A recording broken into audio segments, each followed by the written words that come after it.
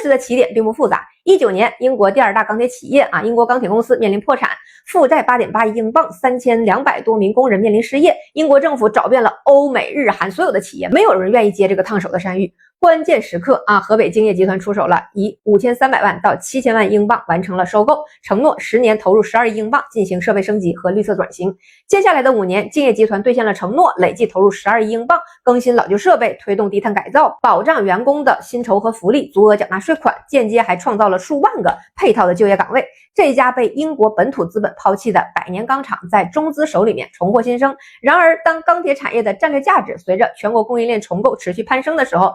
英国政府的这个心态就变了。25年4月，英国通过了钢铁行业特别措施法案，强行接管英钢。26年7月16号，正式通过钢铁工业国有法案，将企业全面收归国有。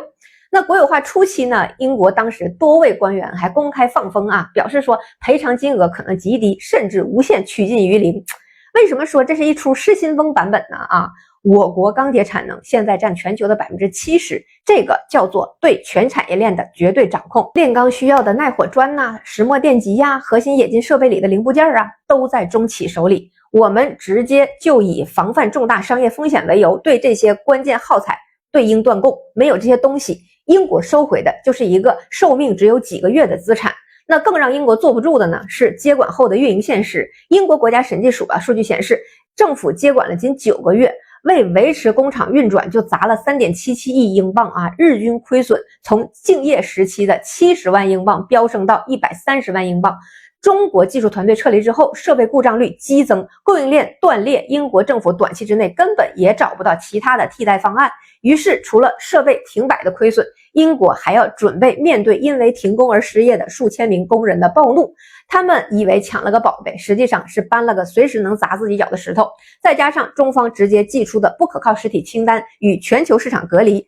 中国商务部发布公告，将负责接管英国钢铁公司的英国官方机构相关的评估公司以及主导这次抢劫的几名核心英国政客全部列入不可靠实体清单，意味着任何与该英国钢铁实体有业务往来的全球企业都将面临被中国市场封杀的风险。欧洲的任何上下游企业用了这家的钢材，就等于告别了中国市场和中国的供应链。我不卖，我也不买。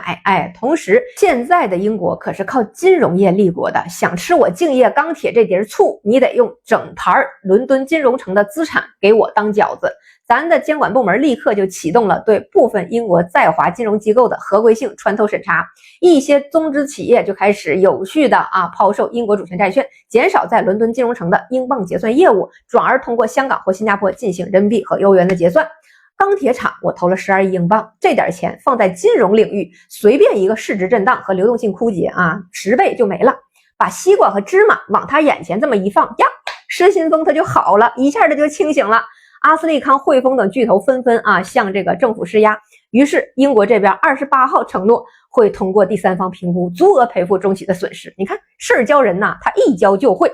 与前两起直接的资产征收不同印尼的操作呢更具有一点技术性，本质呢是全球动荡下为了快速解决内部经济矛盾出的一个昏招。今年印尼的经济情况随着地缘冲突的急转直下，加上大宗商品的价格走高，本来能吃饱的份额现在就有点不够吃了。于是呢就有了要卡中企的脖子这样的一个想法，觉得呢中企有这么大的沉没成本会乖乖就范。结果我们的出海企业到哪儿都不改铁血本色在国内就是一路拼杀出来的老炮，根本也就不跟印尼废话。5月青山钢铁直接宣布伟达湾项目全面停产，格林美直接停止增资，中企用脚投票，反倒把印尼的经济链给投碎了。冶炼一停，印尼的出口数据直接就完蛋，配套的电力物流全部跟着停摆，大量本地人失业。印尼本来还指望着要引渡印度的企业来接盘，结果大半年过去了，一个项目都落不了地。印度人既没有这个技术，更掏不出这个钱。到了7月印尼总统普拉博沃只能亲自出来接见我们的企业家，坦言印尼工业离不开中国的资金和技术。紧接着统筹部长就跑来北京承诺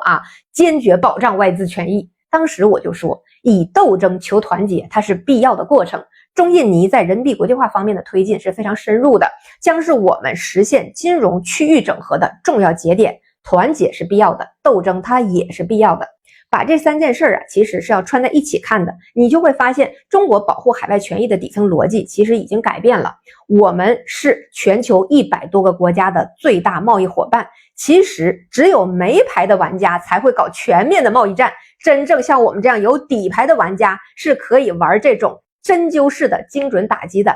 巴拿马的航运命脉，英国的金融和医药巨头，印尼的工业化诉求，每一针我们都能扎在最致病的那个穴位上但是它疼。中企出海的抗风险工具箱也是在这种真刀真枪的博弈里不断迭代升级的。遇到分歧可以谈，但底线不能破，对方敢越线，我们就有让其付出系统性代价的手段和决心。这种不讨好也不惹事儿，但绝不怕你惹事儿的成熟博弈心态，是我们快速的建立自己的海外利益保障机制的一个契机。世界格局的动荡当然还会带来其他更多的摩擦，也还有很多没解决的问题，但在这一轮一轮的摔打之中，我们捍卫权益的制度性工具只会越来越锋利。当越来越多的国家在流血的账单中看明白抢劫中国企业得不偿失时，由我们来构建的全球商业秩序才会在博弈中慢慢成型。这个是成长的代价，也是大国出海真正需要的底气。你看懂了吗？这么长都看完了，关注一下吧。